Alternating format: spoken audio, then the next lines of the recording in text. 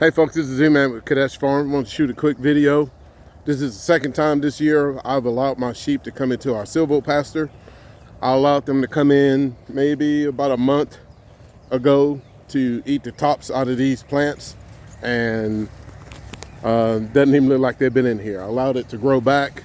Livestock dogs coming over here doing what they do, I guess, running the perimeter. And here we go. It's back looking beautiful. We have vetch, plantain, crimson clover, regular clover, Dutch clover, just all white, white clover, just all kinds of stuff growing in here. Turnips, you name it. I did a crazy mix, and I'm very, very super satisfied with the growth in here. The sheep did eat a lot of it down. I allowed them to try and clip the tops, and let me see if I can find where they've chewed and the tips are coming back. It'd be kind of hard to do that, but I don't know.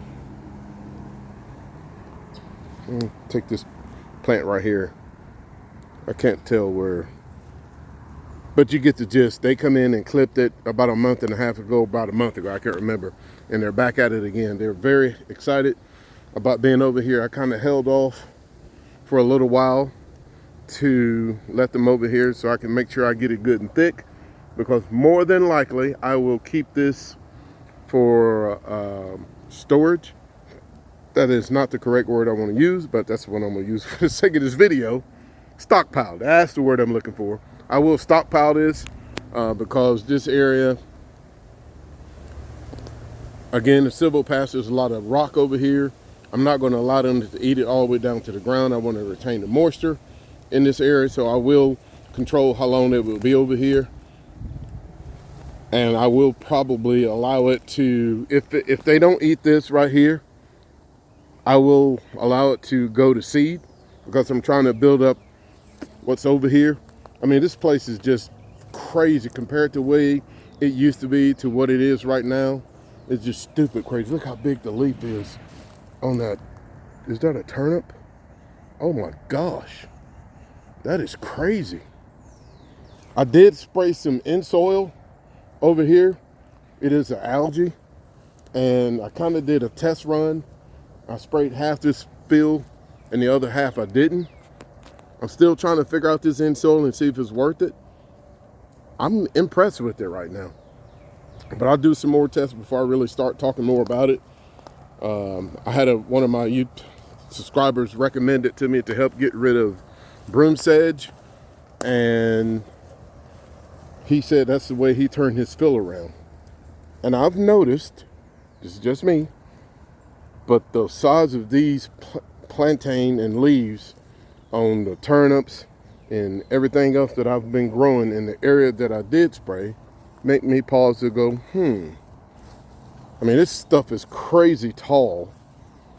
Look at the clover. I mean, we not getting terrible amount, a lot of rain, but we are what rain we do get. I have a feeling this area is capturing it and holding it, so I'm very excited about that. I don't know if you can see, I don't recall if I sprayed down that way, but it's a big difference in where I know for a fact that I sprayed and where I haven't sprayed the in soil. Yes, I stopped right along this area. I'm gonna say it's a fluke for right now, but you can see the difference.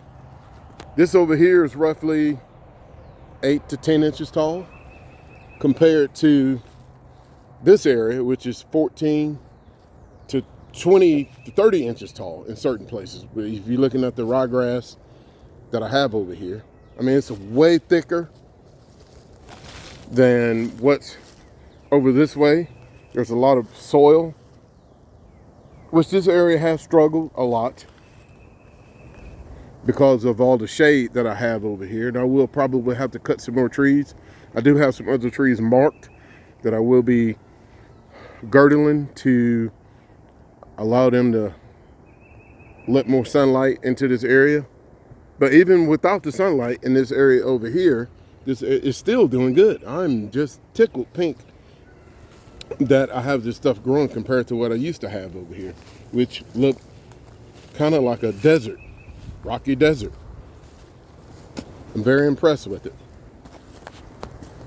This is going on the second year, and it's doing pretty good. My sheep are very excited. They're looking good and healthy. I mean, they are killing that. What is that? Is that plantain? Yeah, that's plantain. For whatever reason, she is always the one that's eating plantain. I mean, this is beautiful. If you look how thick that is. Sheep are actually having to, there's a lamb straight ahead, and you'll see him come out. That's how thick this stuff is.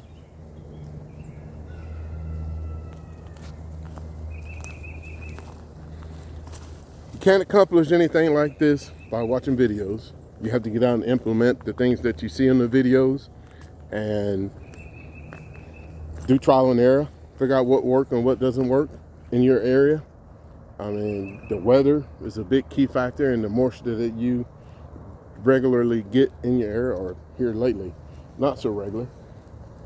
And it's just all about getting out there, putting the work in, and just doing it. Keep good records.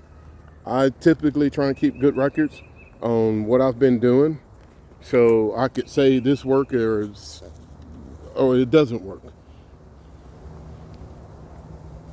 Documentation is the key, so you can help yourself and also help others in case people are asking questions.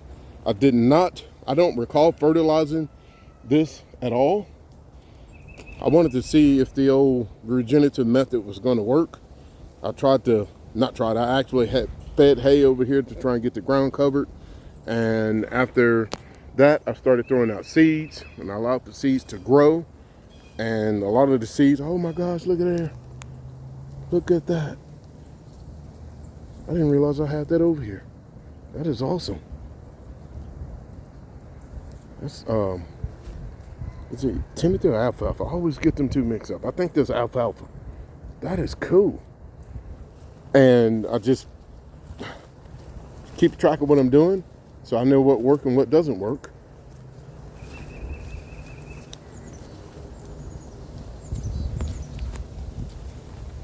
This is looking good, guys. This is looking really good. I want to thank you guys for watching. Please subscribe and like. Again, this is my Silvopasture, second year into it, and I'm just amazed at the growth that I have. I have sheep down off in there, and you can't hardly see them because the grasses are so tall. This is Z-Man, and I'm out.